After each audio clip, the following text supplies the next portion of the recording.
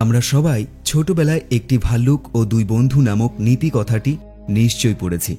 সেই গল্পে বন্ধুত্ব, বিশ্বাস ও বিপদের সময় আসল চেহারা ধরা পড়ে।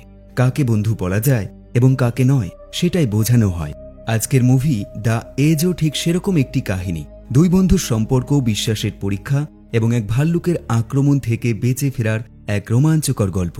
তবে পার্থক্য হলো এটা শুধু শিশুদের শিক্ষণীয় গল্প নয়, বরং প্রাপ্তবয়স্কদের মনস্তত্ত্ব, ঈর্ষা, বিশ্বাসঘাতকতা এই সব কিছু থেকে বেঁচে থাকার লড়াইকে কেন্দ্র করে গড়ে ওঠা এক শক্তিশালী থ্রিলার। গল্পের শুরুতে আমরা চার্লস নামের একজন লোককে দেখি, যিনি একজন বিলিয়নিয়ার, অর্থাৎ তার টাকার কোনো অভাব নেই। তিনি চান তার স্ত্রী মিকির সাথে, যিনি একজন মডেল, তাদের একটি বিশেষ স্মরণীয় ফটোশ্যুট হোক। তাই তিনি বব নামের একজন বিখ্যাত ফটোগ্রাফারকে নিয়োগ করেন এবং তাকে ও তার সহকারীকে আলাস্কার একটি রিসর্টে নিয়ে যান, যাতে সেখানে ফটোশ্যুট করা যায়। রিসর্টের মালিক তাদেরকে সতর্ক করে বলে যে খোলা খাবার ফেলে রাখবেন না, কারণ এখানে বুনো ভাল্লুক আছে, যা খুবই বিপজ্জনক। সবাই নিজ নিজ রুমে চলে যায়। রাতে চার্লসের ক্ষুধা পেলে সে নিচে আসে এবং দেখে যে সেখানে মাংসের একটি টুকরো রয়েছে এবং দরজা খোলা রয়েছে। সে দরজা বন্ধ করে এবং ঠিক তখনই একটি বুনো ভাল্লুক তার উপর আক্রমণ করে। চার্লস খুব ভয় পায়, কিন্তু পরে দেখতে পায় এটা একটা প্র্যাঙ্ক ছিল। তার স্ত্রী ও তার বন্ধুরা মিলে তার সাথে প্র্যাঙ্ক করেছিল, কারণ আজ তার জন্মদিন। চার্লসের স্ত্রী তাকে একটি ঘড়ি উপহার দেয়, আর ফটোগ্রাফার তাকে একটি পকেট ছুরি দেয়, যার সাথে একটা নোট ছিল, যা চার্লস পরবর্তীতে পড়ে নেবে বলে তার কাছে রেখে দেয়। পরের দিন তারা ফটোশ্যুটের জন্য বেরিয়ে যায় এবং আজ শুধু চার্লসের স্ত্রীর একটি ফটোশ্যুট হবে। ফটোগ্রাফার তার স্ত্রীর সাথে ফ্লার্ট করতে থাকে, যেটা চার্লস দূর থেকে দেখে ফেলে। ফটোগ্রাফার বলে তাদের এখন একটি পুরুষ মডেলের প্রয়োজন। চার্লস তখন বলে, আমি তাহলে পুরুষ মডেল হয়ে যাই, কিন্তু ফটোগ্রাফার সরাসরি তার না করে দেয়। আসলে এই ফটোগ্রাফার চার্লসের বাল্য বন্ধু, কিন্তু চার্লস খুব সফল এবং সে নিজে ততটা সফল হতে পারেনি, যেই কারণে চার্লসের প্রতি এই ফটোগ্রাফারের একটা জেলাস ভাব রয়েছে।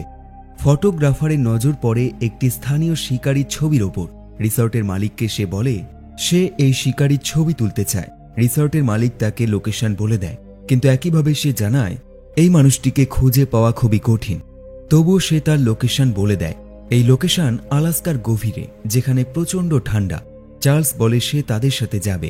এরপর চার্লস, ফটোগ্রাফার, তার সহকারী ও একজন পাইলট, মোট 4 জন প্লেনে করে সেই লোকেশনের উদ্দেশ্যে যাত্রা শুরু করে দেয়। তারা দ্রুত সেখানে পৌঁছায়, কিন্তু শিকারীকে সেখানে পাওয়া যায় না। শুধু পাওয়া যায় শিকারী রেখে যাওয়া একটি নোট, যাতে লেখা ছিল, আমার সাথে দেখা করতে চাইলে এই ঠিকানায় আসুন। চার্লস বলে তাদের সেখানে যাওয়া উচিত। এরপর আবারও প্লেনে করে তারা সেই দিকে যাত্রা শুরু করে। পথে পাখির ঝাঁকের সাথে প্লেনের ধাক্কা লাগে, ইঞ্জিন বন্ধ হয়ে যায় এবং প্লেন ক্র্যাশ হয়ে জলে পড়ে যায় এবং এই ঘটনাতে পাইলট মরে যায় এবং বাকি 3 জন কোনো মতে বেঁচে যায়। সেখানে প্রচণ্ড ঠান্ডা ছিল, তাদের দ্রুত আগুন জ্বালানোর প্রয়োজন ছিল। তাদের ভাগ্য ভালো যে ফটোগ্রাফারের কাছে একটি ওয়াটারপ্রুফ ম্যাচ বক্স ছিল, যার সাহায্যে তারা আগুন জ্বালায়। সারা রাত সেখানে কাটানোর পর পরের দিন চার্লস বলে যে তাদের শিকারীর কেবিনের কাছে যাওয়া উচিত, যেখানে নিশ্চয়ই কেউ না কেউ আসবে, সাথে সেখানে কিছু সুবিধাও আছে।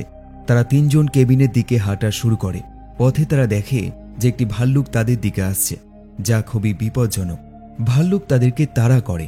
তারা দৌড়াতে দৌড়াতে কিছুক্ষণ পর তারা একটি নদীর কাছে পৌঁছায়, যেটা পার করা খুবই কঠিন, কারণ পানির স্রোত খুব তীব্র ছিল। 3 জনের মধ্যে চার্লসের জঙ্গল সম্পর্কে ভালো জ্ঞান ছিল। সে দেখে সেখানে একটি ভাঙা গাছ আছে। সে ফটোগ্রাফার ও তার সহকারীকে বলে তারা এটা দিয়ে পুল বানিয়ে পার হতে পারবে। নদীর উপর গাছটি রেখে তারা পার হওয়ার চেষ্টা করে। একে একে নদী পার হতে থাকে।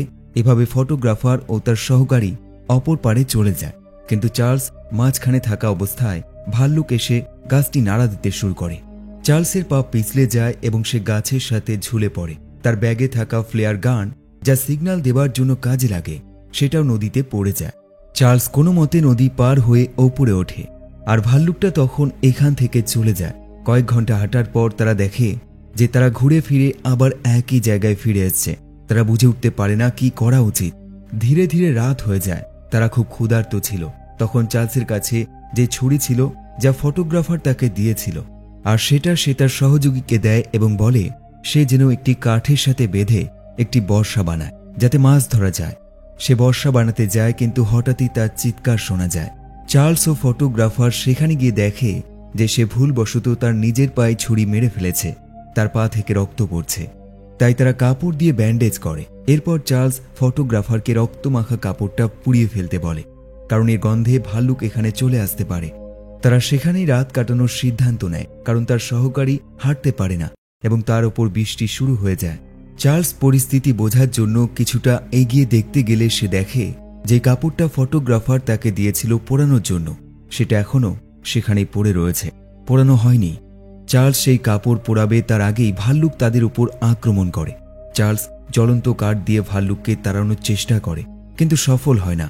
তাই চার্লস ও ফটোগ্রাফার পালাতে বাধ্য হয়, কিন্তু ভাল্লুক তাদের সহকারীকে মেরে ফেলে, কারণ সে পালাতে পারেনি তার পায়ের জন্য।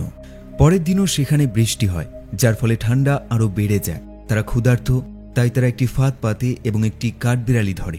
কিন্তু ঠিক তখনই সেখানে হেলিকপ্টারের আওয়াজ তারা শুনতে পায়, যেটা তাদেরকে খুঁজতে এসেছিল। কিন্তু এই সময় তারা ভরা জঙ্গলের মধ্যে লুকিয়েছিল, তাই কেউ তাদেরকে দেখতে পায় না। যতক্ষণ তারা খোলা জায়গায় আসে, হেলিকপ্টার অনেক দূরে চলে গিয়েছিল।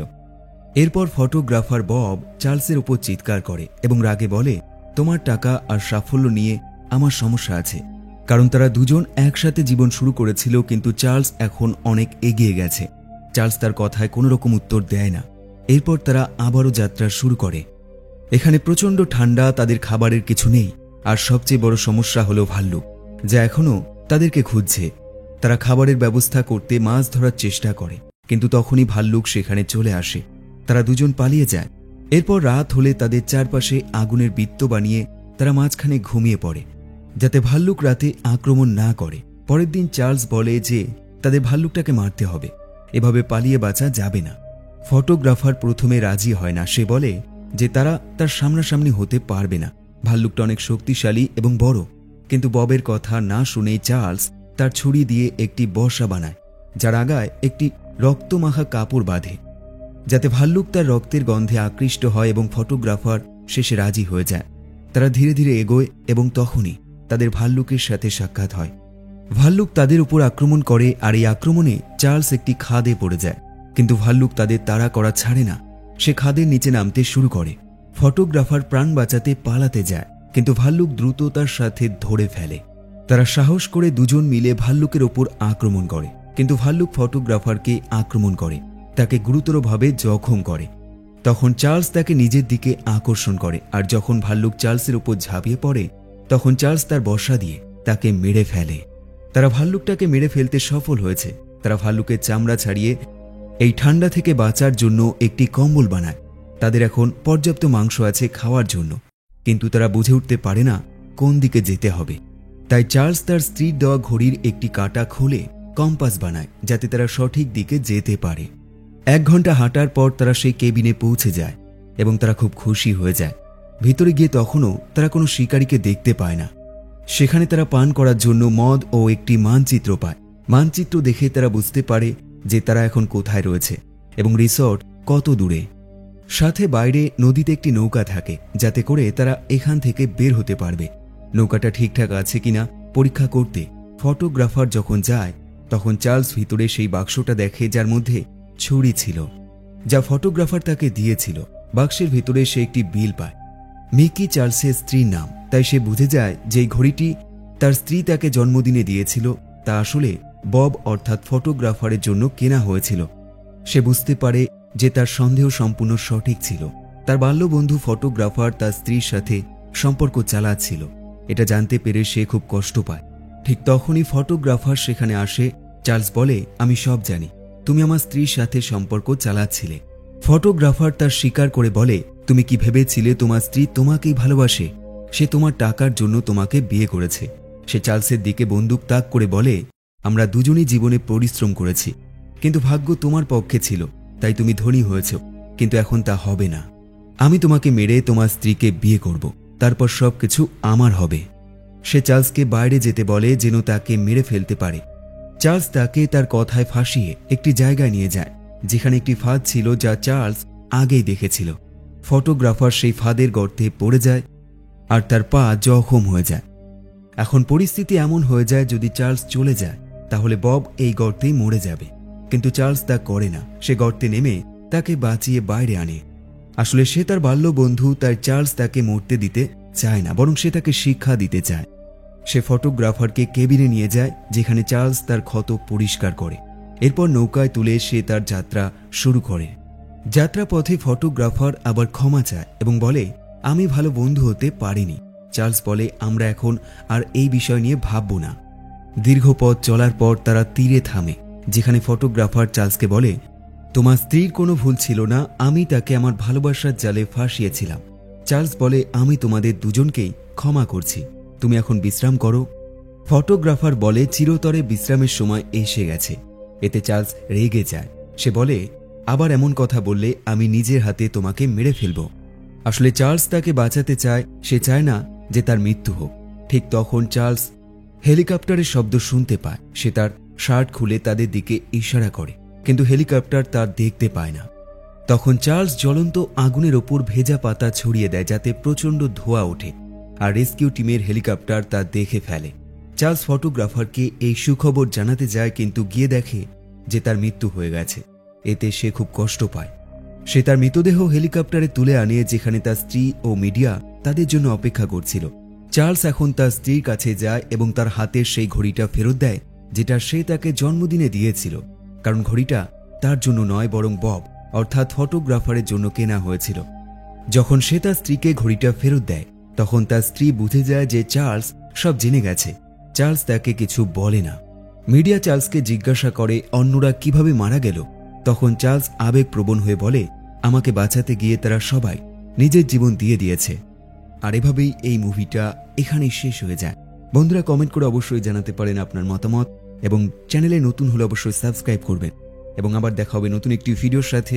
দেখতে থাকুন বেস্ট অফ হলিউড।